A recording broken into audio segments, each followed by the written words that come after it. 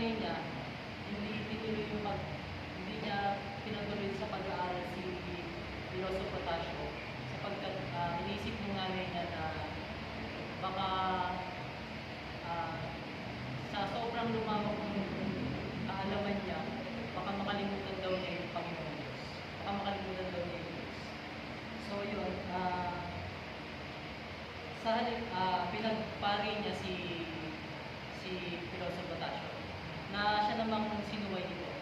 Ang ginawa niya, nag-asawa na lang siya.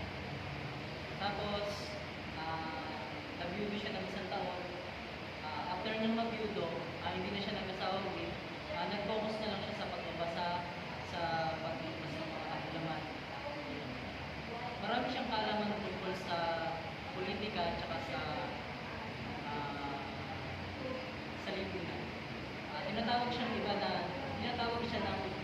siya na Piloso Potasio. Karamihan naman ay tinatawag siya na Batid. So yun, papunta si Piloso Potasio dun sa libingan niya ng kanyang asawa. Tapos, umuwi na siya, pumunta siya sa kanyang pag-uwi. Nadaanan niya si Basilio, tsaka si Crispin, na nandun sa nagtatrabaho. Nandun sila, si Basilio at si Crispin, sila yung tagapagpatulog ng tampanan ng simba. Ayun, sinabi nila kay Basilio tsaka kay Crispin na hanggang maaari na maaga silang umuwi kasi naganda daw yung nanay nila espesyal.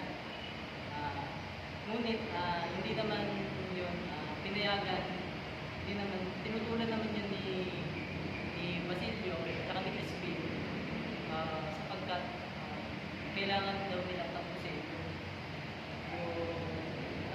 yung trabaho nila sa simbahan. So yun, dumaan siya kay Filipo, Arin Moray. Sa pagpasok niya, pinag-usapan nila yung tungkol sa pagdating ni Ibarra at yung tungkol sa nangyari din sa tatay ni Ibarra. Ramdam niya yung pagiging nagpis ni Ibarra. Tapos yun, napag-usapan din nila yung tungkol sa purgatorio. Nag-share siya ng insights na ang purgatorio ay hindi naman talaga totoo. Na dinagdag lang yun ng mga pari, na wala yun talaga sa kanya. So, tapos sinabi din niya na kanya-kanya din naman opinion niya. Ang mahalaga daw yung relihiyon ay yung mahalaga daw ang relihiyon daw ay gawin ng tao.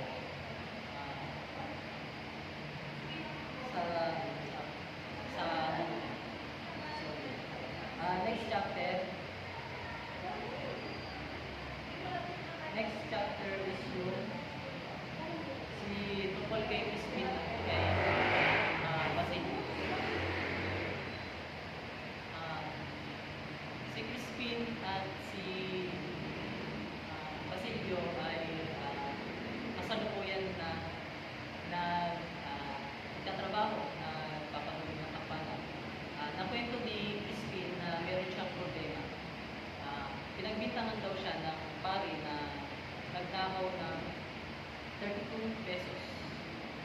Yung 32 pesos kasi sa panahon ng Kastila, napakalaking halaga yun. Kumbaga, sabihin mo ng 50,000, 100,000, ganyan. So, ganun daw kalaki yung pinakaw. At nangihingi siya sa kuya niya, si Basilio, ng tulong para mabayaran yung halaga.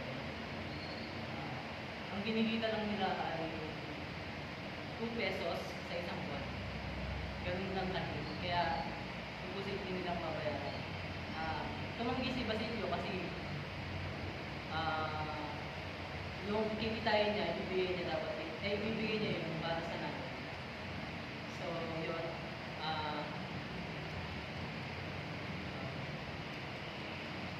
sa kanilang pag-uusap na yun, narinig yun ng ah, yung pinaka ano nila, yung mayor sa Kristal. Narinig yun yung mayor sa Kristal. Pinuntahan nila si Crispin at Basilio. Sinabi nila na sinabi niya kay Basilio na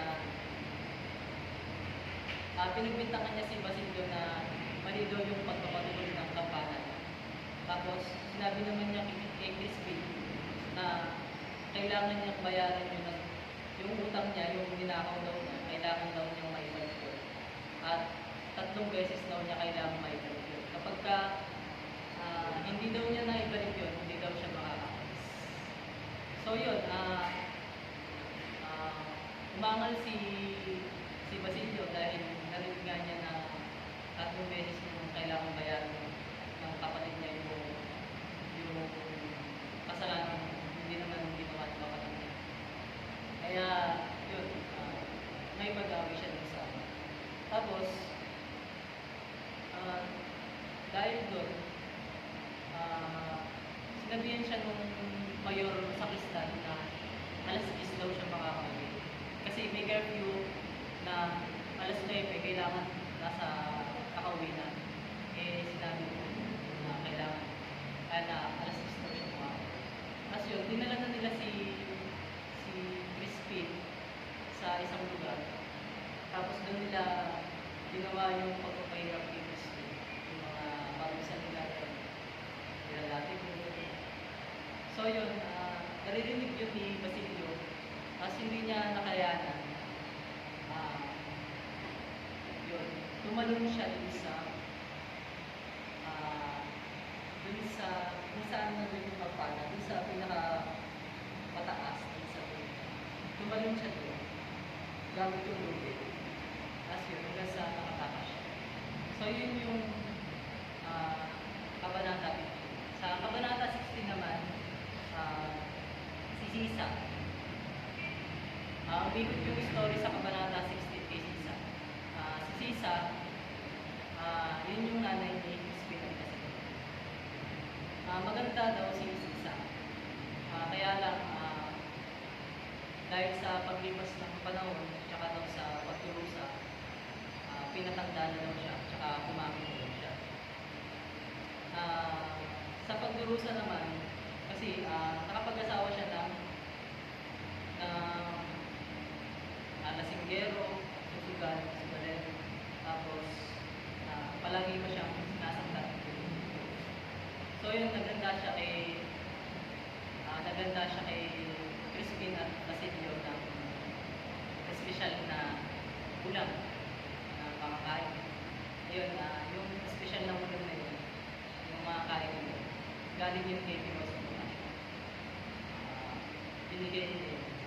Kaya lang, sa kasamang palad, dumating yung tatay niya. Inubos lahat ng pagkain.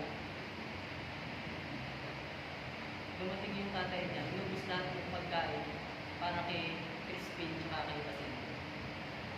So yun, nagluto na lang siya ulit.